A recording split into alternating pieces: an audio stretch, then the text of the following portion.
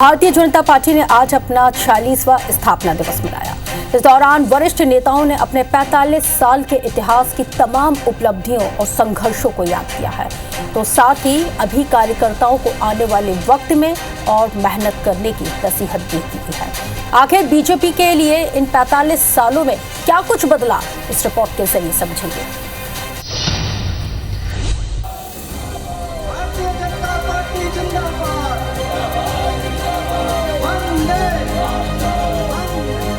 6 अप्रैल 1980 और 6 अप्रैल 2025 ये 2 तारीख सिर्फ तारीखें नहीं बल्कि भारतीय जनता पार्टी का इतिहास है, जिसमें संघर्ष है, जीत है और हार भी, और कई कठिनाइयां भी।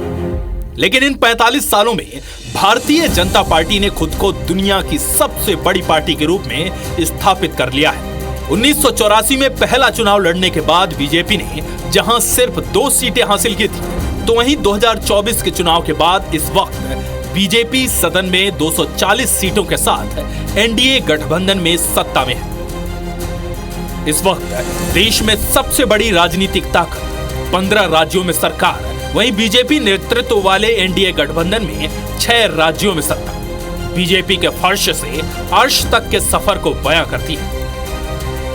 भारतीय जनता पार्टी ने अपना 46वां स्थापना दिवस मनाया। इस मौके पर पार्टी अध्यक्ष और केंद्रीय मंत्री जेपी नड्डा ने दिल्ली स्थित पार्टी मुख्यालय में भाजपा का झंडा फहराया, तो अहमदाबाद में गृह मंत्री अमित शाह ने भारतीय जनसंघ के संस्थापक डॉक्टर श्यामा प्रसाद मुखर्जी और पंडित दीनदयाल उपाध्याय को श्रद्धांजलि दी। वहीं देश के अलग अलग राज्यों में बीजेपी मुख्यालय में स्थापना दिवस मनाया गया। चाहे वो प्रधानमंत्री गरीब कल्याण अन्न योजना हो, आयुष्मान भारत हो, स्वच्छता अभियान में हमारे इज्जत घर बनाने की बात हो, या फिर उज्ज्वला योजना में गैस का सिलेंडर देने की बात हो, गांव, गरीब, वंचित, पीड़ित, शोषित, दलित, किसान, हमारे युवा, महिलाएं, हमारे आदिवासी भाई, इन सब की चिंता अगर की है तो मोदी जी के नेतृत्व में 10 सालों में हम लोगों ने किया। एक जमाने में 2 हमारे लोकसभा में एमपीज थे, फिर हमने 2014 में 37 साल के बाद एक अपने आप में एब्सोल्यूट मेजॉरिटी ली। पर अब मैं समझता हूं हम उस चीज से बहुत आगे बढ़ चुके हैं। माननीय प्रधानमंत्री जी के नेतृत्व में, उनकी मार्गदर्शन से आज भारतीय जनता पार्टी विश्व भर में सबसे बड़ा राजनीतिक दल नहीं है, पर एक और चीज है, जो समाज सेवा, जो सोशल ट्रांसफॉर्मेशन हो रही है, उसका मैं समझता हूं दुनिया भर में और इतिहास में बहुत कम पैरेलल्स हैं।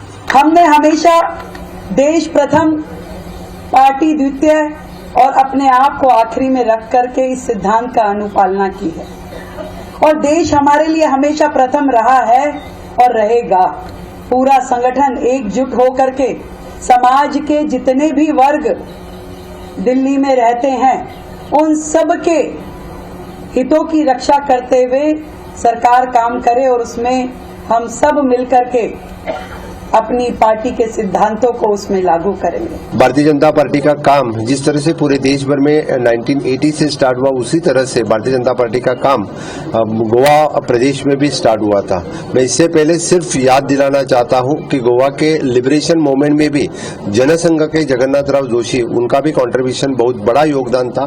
तभी थे जनसंघ भारतीय जनता पार्टी से जुड़े, तो जनसंघ के नेता जगन्नाथ जोशी, इनका भी लिबरेशन मूवमेंट से गोवा मुक्त करने के लिए भी उनका योगदान बहुत बड़ा योगदान रहा था।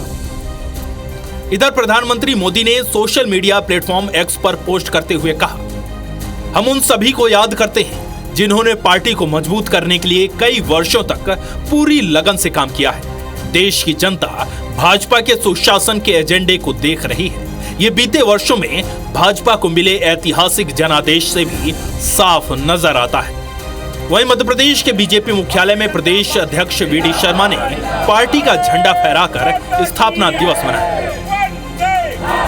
भोपाल के लाल घाटी चौराहे पर सांसद आलोक शर्मा ने सुंदरकांड पाठ, हवन और वरिष्ठ कार्यकर्ताओं का सम्मान किया। वहीं बीजेपी विधायक रामेश्वर शर्मा ने कार्यकर्ताओं के साथ जश्न मनाया। भाजपा को भी ईश्वर का या राम का आशीर्वाद है, कृपा है उनकी। आज संयोग से देख लीजिए, राम जन्म उत्सव के ही दिन भारतीय जनता पार्टी का स्थापना दिवस बना और इसलिए सत्य है, परमात्मा की कृपा है, जो भी भारतीय जनता पार्टी आज विश्व के मानचित्र पटल पर है वो राम की कृपा से है। जो अटल जी ने उस समय कहा था कि अंधेरा छटेगा, सूरज निकलेगा और कमल खिलेगा, आज देश के अंदर कमल खिल रहा है। बूथ से लेकर के पंच सरपंच से लेकर के राष्ट्रपति प्रधानमंत्री तक दुनिया का सबसे बड़ा राजनीतिक दल भारतीय जनता पार्टी बना है। आज हम सब के लिए महत्वपूर्ण दिन है। मैं आज के दिन राम नवमी के पावन पर्व की भी सभी प्रदेशवासियों को बहुत बधाई और शुभकामना देता हूं।